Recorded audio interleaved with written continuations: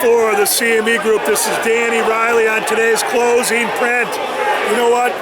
The Fed days always start out slow, but they always end with a bang. We're on the cash close right now.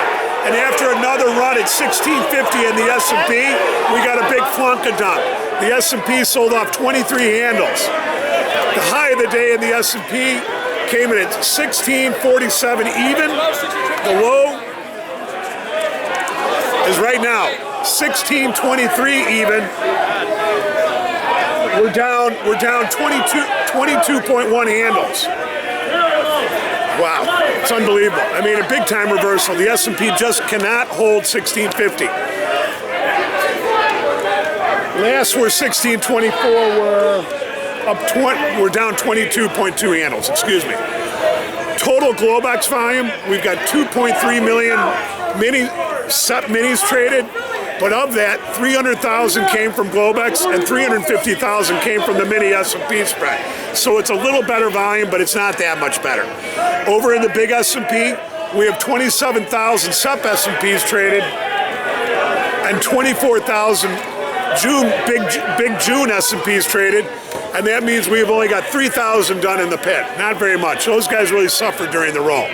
MOC, we had 115 million to sell. Tomorrow we've got the jobless claims, we've got PMI, the PMI Manufacturing Index, we've got existing home sales, we've got the Philly Fed, we've got the Nat Gas, we've got a 2, 5, and a 7-year note auction.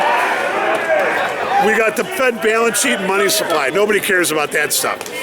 Now, Friday, we have no scheduled releases, but we got the quad witch. Now, I want to remind everybody, the quadruple witch or the triple witch, which is it? But at the end of the day, this really doesn't mean anything. In the old days, it used to be a big shove and a big fight in the pit on this particular Friday morning. That's not at all the way it goes anymore. It's just the hum of the computers.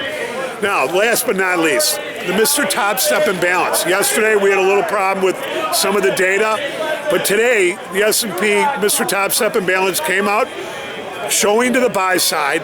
The S&P rallied initially, and then as the imbalance started trickling down to the sell side, the S&P went right with it. In fact, we got up to 1634, and now we just got down to 1623. That's an 11 handle drop after the imbalance meter showed it for sale. Anyways, we're going to leave it like that. It's a lot of big push and pull here, but what we can say is not recapturing 1650 in the S&P is a big problem. We'll see you tomorrow in the opening print.